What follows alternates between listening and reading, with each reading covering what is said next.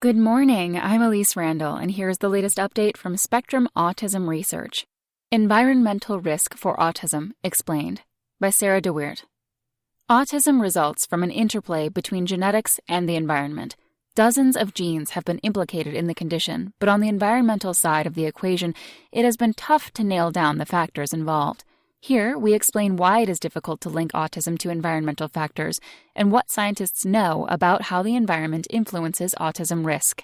What qualifies as an environmental risk factor?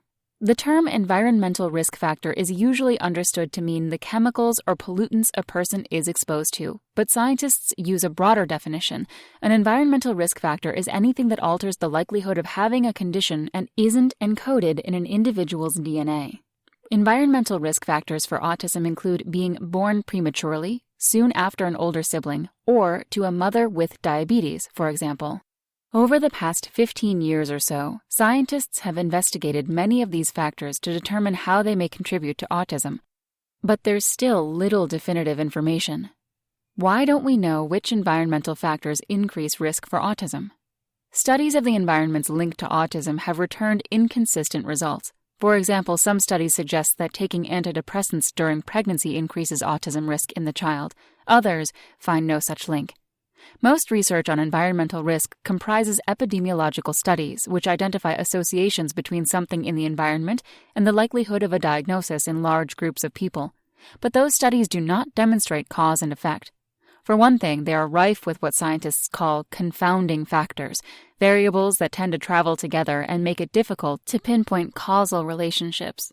What's more, the causal relationships can be unclear. For example, we know that children with older fathers are more likely to have autism than those who have younger fathers, but we don't know whether advanced paternal age itself increases autism risk, or whether men who carry more genetic risk factors for autism, and perhaps display traits of the condition, tend to have children later in life. Environmental factors are also often difficult to measure. Parents may be unaware of or forget what they and their child were exposed to, or they may attach outsized importance to any detail they think could explain their child's autism. Which environmental risk factors for autism are well established? The most widely accepted risk factors operate during gestation or around the time of birth. Various pregnancy and birth complications are associated with an increased risk of autism. These include preterm birth, low birth weight, and maternal diabetes or high blood pressure during pregnancy. Scientists are not sure of the mechanisms underlying these associations.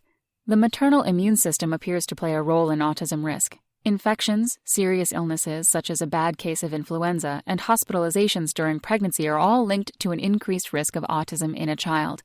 Women with autoimmune diseases in which the body attacks its own tissues are also at an elevated risk of having an autistic child. And animal studies suggest that certain immune molecules can alter gene expression and brain development in ways that may be relevant to autism. Exposure to the drug valproate, which is used to treat bipolar disorder and epilepsy in the womb, is known to increase the risk of autism, as well as a variety of birth defects. What other factors are scientists investigating? Scientists are still trying to tease apart the effects of maternal antidepressant use during pregnancy from those of depression itself. One reason this issue has been difficult to settle is that if a parent has a brain condition, his or her child may carry shared genetic factors that increase autism risk. Evidence that exposure to air pollution during gestation or early life increases a child's risk of autism has grown more robust over the past few years. Still, many questions remain, such as which of the many components of air pollution might be involved. Which proposed risk factors have been ruled out? Despite the links between maternal immune factors and autism, routine vaccinations given during pregnancy, such as those against influenza and whooping cough, do not appear to boost autism risk. Childhood vaccines are similarly in the clear. The research that purported to show a causal link was fraudulent and has been retracted, and no reliable evidence has ever emerged to support it. Scientists have also exonerated smoking during pregnancy as a contributor to autism. Of course, smoking during pregnancy is harmful for many other reasons. Are there any environmental factors that lower the risk of autism? Scientists are trying to identify environmental risk factors for autism so that they can find a way to lower the risk, but the factors backed by the strongest evidence are not easy to modify. Some studies suggest that taking vitamin D and vitamin B9 or folic acid supplements during pregnancy can decrease the baby's autism risk, but the evidence is not definitive. What are scientists doing to find out more? New statistical techniques are helping scientists tackle confounding factors and draw more robust conclusions from epidemiological studies. Animal studies provide evidence about the mechanisms by which particular factors increase or decrease autism risk, and several factors, such as the Environmental Influences on Child Health Outcomes study and the Early Markers for Autism study, are tracking environmental exposures and risk factors in children starting before birth. What should parents and prospective parents do? Families who are at high risk of having a child with autism because they already have one child with the condition, for example, should consult with their doctor or a genetic counselor for specific recommendations.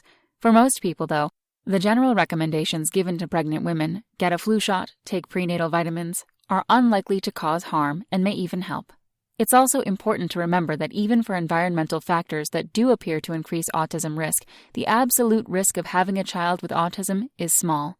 For example, a large 2014 study of women in Sweden revealed that having an infection during pregnancy increases the risk of having a child with autism from 1% to 1.3%. That's all for today. Check back next Monday for more content from Spectrum Autism Research, or go to spectrumnews.org.